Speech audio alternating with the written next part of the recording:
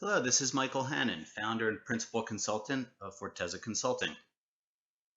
This video is about walking you through effective task board operation.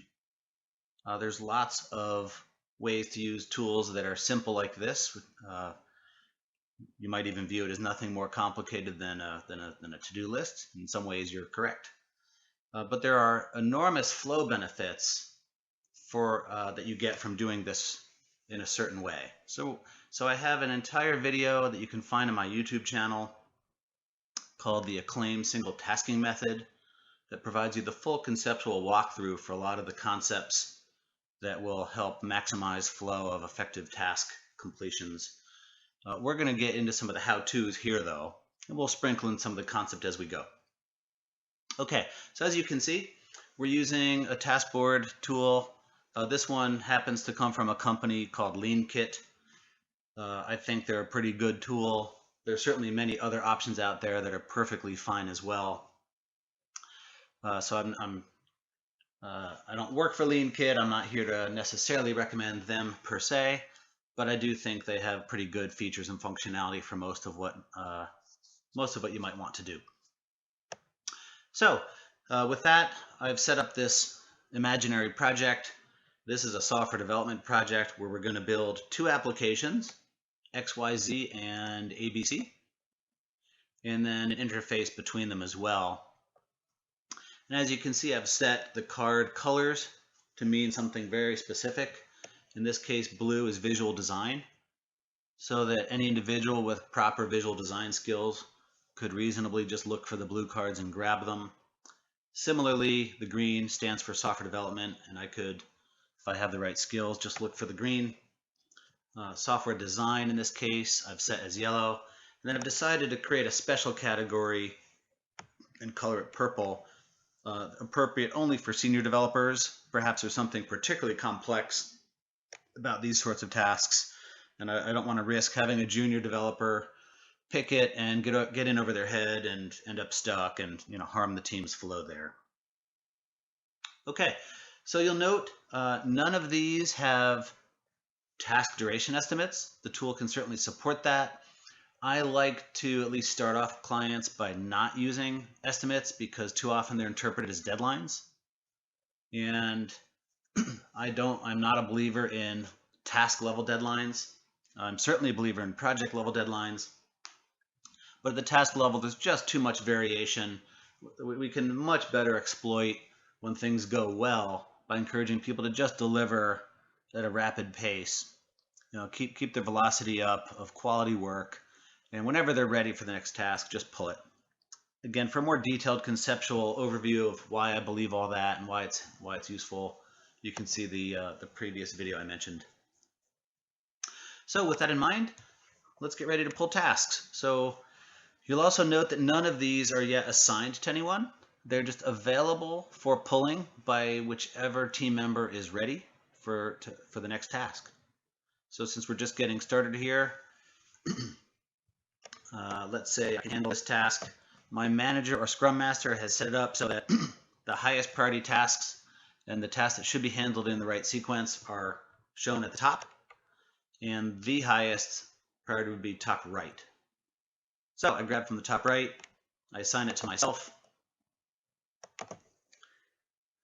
my little avatar there, and let's say I work it through to completion. Note, I'm not going to get distracted and grab a second task until this one's done. Part of what I want to do here, a big part of what I want to do, very important, is to ensure that I have single task focus on my execution. So let's say knock that out, no issues. I move it into the done column. I look and I see, the next software development task, the green, is kind of down here. I'm tempted to grab it, but I see that some of these visual design tasks might actually have to be done first. Maybe there's a reason they're put at the top. In this case, this is XYZ app. This is XYZ. Maybe I need the base UI done first, then the reports UI, and then maybe I can do the report. So let's say I have the visual design skills necessary to handle this one. I pull it, and I assign it to myself. I work it through to completion without interruption, and done. Easy enough. Okay, now let's say I'm looking here for my next task.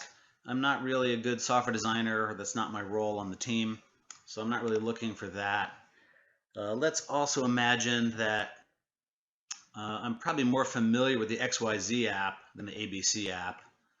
So I probably want to pull this XYZ one, and I don't see any reason why I can't. That's the next XYZ task. Okay, fine. So I go to pull. Again, I assign it to myself. I begin work, and I realize actually this user interface is more complex than I imagined. I might need the help of a senior designer to be able to complete this effectively and quickly. So I set it as blocked.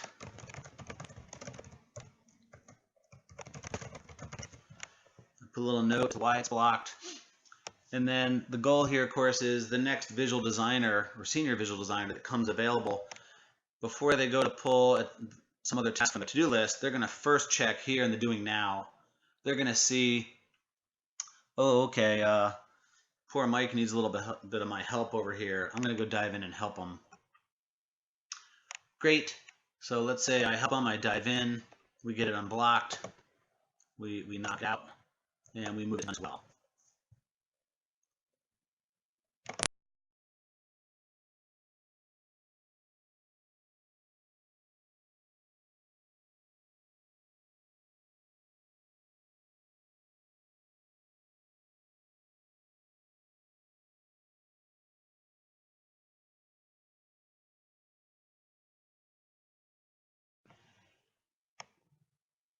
Okay, so I'm ready to pick my next task. Imagine for a moment that there are dozens and dozens of tasks over here, and I'd like to filter out only the ones that pertain best to my skill set or interest or ability to help the team. There is a feature that comes with this tool. So let's say, for example, I'm much more familiar now with the XYZ app, given the work I've just done. I might be able to just highlight just those to maybe pick those as my priority. And lo and behold, it happens to be the highest priority one. We could even just show only those. If there really is a long list, I don't want to scroll through it. I've set up the card ID, which is this top row here, with codes that are meaningful to my team. So I could even do a search for just the interface tasks, or maybe just some of the core development or design tasks. So that's pretty handy. So for now, let's turn this filter off, and it's not that hard of a list to sift through, of course. And again, I picked the next highest priority task, which is this one. I assign myself. I begin work, and imagine in this case, I've actually got some problems. I run into some unanticipated issues. I'm blocked on this task, and I need help.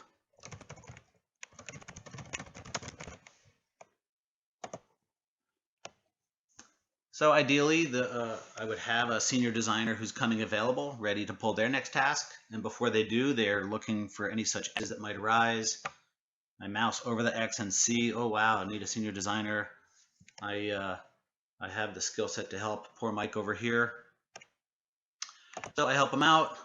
We get it done. We remove the block and move it over to the done column. So now Mike is ready for the next task. So let's say the next task might be on this ABC app, with which I'm not quite as familiar. So I really want to check out this ABC XYZ task. I'm not a senior developer, however, so I probably can't handle that all on my own. I happen to see a senior developer walking down the hall. He just wrapped up a task.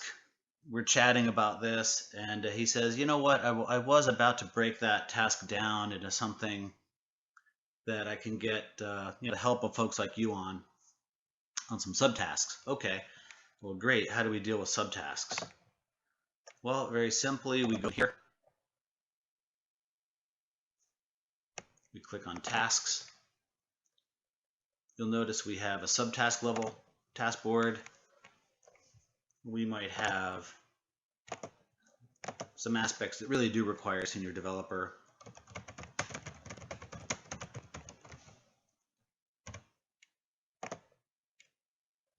And maybe there's a low complexity task as well, or subtask. and that's what he has in mind for me. So great, those two cards are now added. He and I are going to work on this together by each getting our own individual subtask. So remove the doing. I'm going to assign it to myself. In this case, easy peasy, knock it out to completion. He is going to grab this one, assign it to himself, which I'm not going to do since I don't have him here. But imagine that happened. And let's imagine he's had no trouble with that himself. We can see down here 2 of 2 subtasks are now done. Fantastic. He might have already pulled this over into the doing now and assigned it to himself at the super task level. So make sure that level of ownership is retained. And again, let's imagine he's worked that through, no problem, to completion. Wonderful.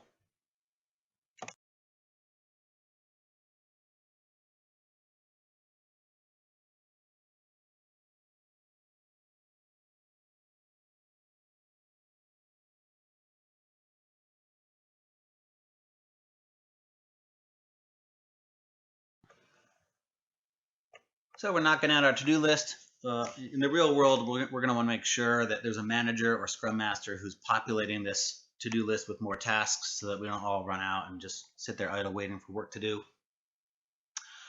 But to keep it simple in just this video here, imagine we're down to these now. We've yet to really have any major issues, but let's say I'm going to pull this one. That sounds simple enough. The wireframes. And I dive into it and I realize I don't have everything I need to accomplish this task properly. And so again, I've already assigned it to myself.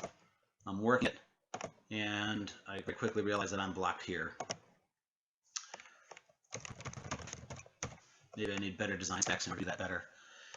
And so another member of the team is ready for the next task. They come over and they see I'm stuck, hopefully right away. They say, oh yeah, you might have picked that task out of order. We really wanted this task done first. I say, oh boy, yeah, I didn't really look closely there. Thanks for pointing that out. So in that case, I might even alert a manager. Oops. So yeah, there is an out of order issue. Maybe the manager didn't set it out of order at all, and I just picked it out of order. Doesn't really matter. Just want to make sure we're all aware of that. And then in this case, we might say, you know what? If I go into this, if I had opened this task and looked, I would have seen my manager already actually linked the information on this predecessor task to make sure that I wouldn't goof the way I just did. And basically down here, you'll see every task has a permalink. The manager had just went into this task, found that permalink, and pasted it right here. So, okay, my bad, sorry about that. I see it now. Going forward, I'll make sure I look there. So ideally, I have another task to pick first. Again, perhaps I don't have the skill to do the software design and finalize the specs. But you know what? Maybe we as a team decide this would be a good chance for me to learn. So even though my colleague grabs it, assigns it to himself, he says, hey, you can imagine he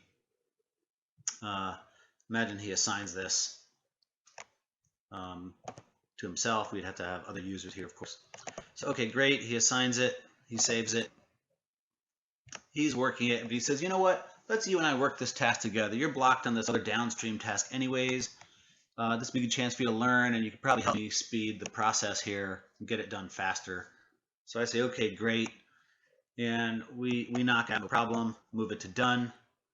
I'm then able to go back here, clean it up, knock it out, remove the block. Again, I want to keep this exclamation point to show that we did have an issue here. We were able to knock it out, but going forward, we want to make sure we don't experience that same flow impediment. We want to keep the lesson learned there. And we move it to done, and we're good.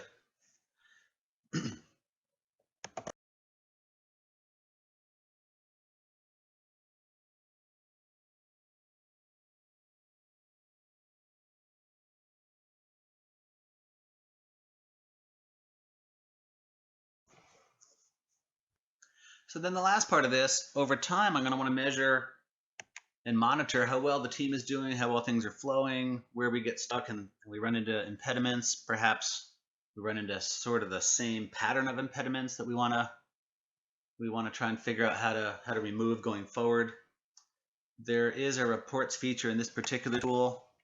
I would probably want to look at this flow report, given that we've been simulating how this all works in a matter of minutes, as opposed to how it might normally take over the span of a few days, perhaps.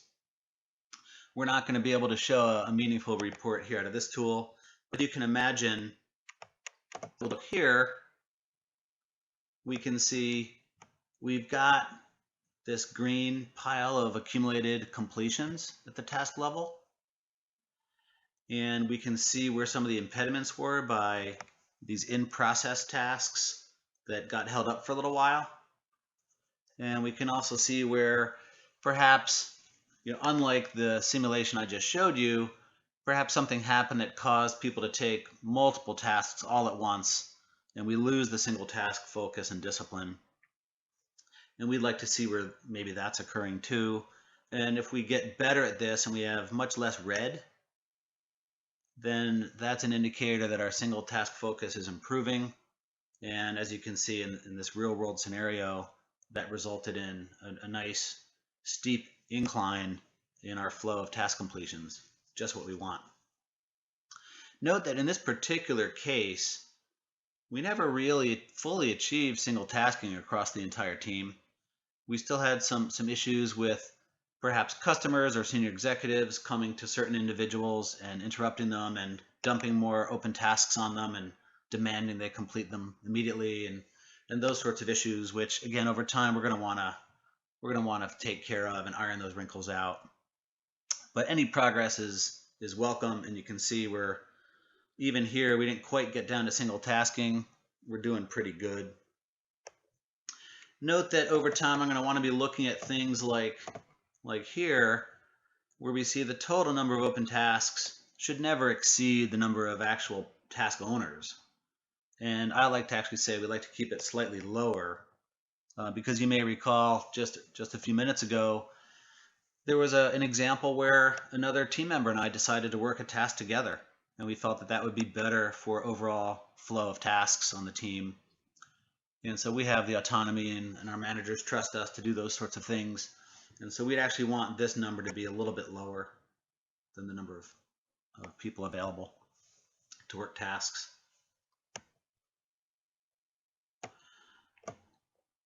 So that's it. I encourage you to contact me by email with any questions on this. Share some of your experiences. If you have ideas that you think helped improve things even better than what I've shown here, fantastic. I'd love to hear that too. If you have any challenges or struggles, just need a bit of quick advice, more than happy to respond, usually within 24 hours, with any quick advice I can give you. And that is it. Thank you so much for listening, and good luck on your efforts to go be high impact for you and your team.